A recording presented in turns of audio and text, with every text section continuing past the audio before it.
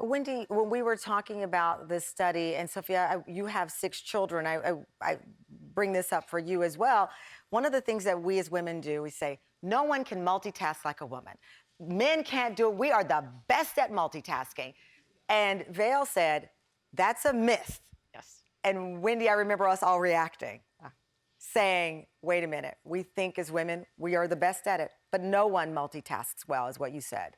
Right. I mean, so we live in a multitasking world. It's really hard to get away from it entirely. But what we know from the research is that when you multitask, usually you're just doing a lot of things really poorly.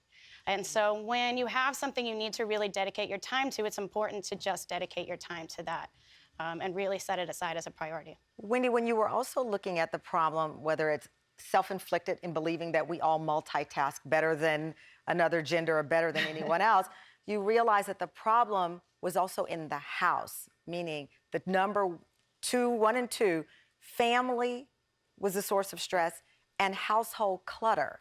We can't get rid of our family, and we don't want to, and we'd love to get rid of the clutter, but we don't have time.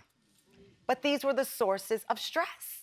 Yeah, I mean, we're dealing with a lot of clutter, and it goes well beyond the clutter we have in our household. It's our financial clutter, our emotional clutter, you know, the clutter we have in the house every day. So if we as women can remove pieces of that clutter, we're never going to solve it all. That's what we always say to ourselves. We're never going to be perfect in terms of getting rid of all the stress. But if we can get rid of little pieces of it, that'll drive towards success. We now all agree and know, because we're all stressed, that there is a problem.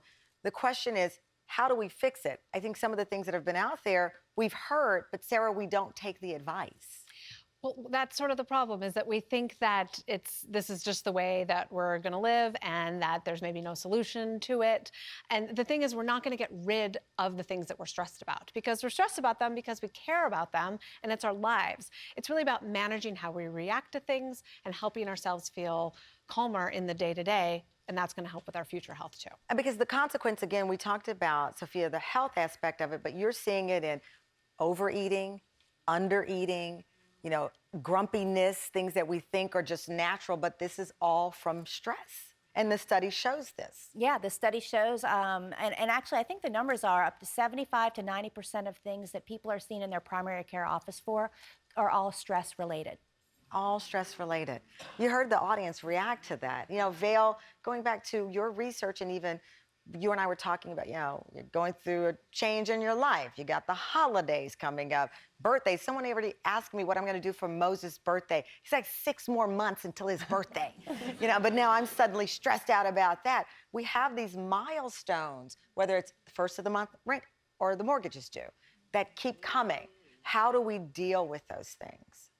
Well, so I really rely on what I call the core 4, which is making sure that you're eating healthy, you're getting enough sleep, you're staying active, and you're being socially connected, because we know that social interaction is really this huge buffer for stress. And once you have those 4 things down, then whatever you do to cope on top of that is really individualized, right? So maybe you are really into meditation.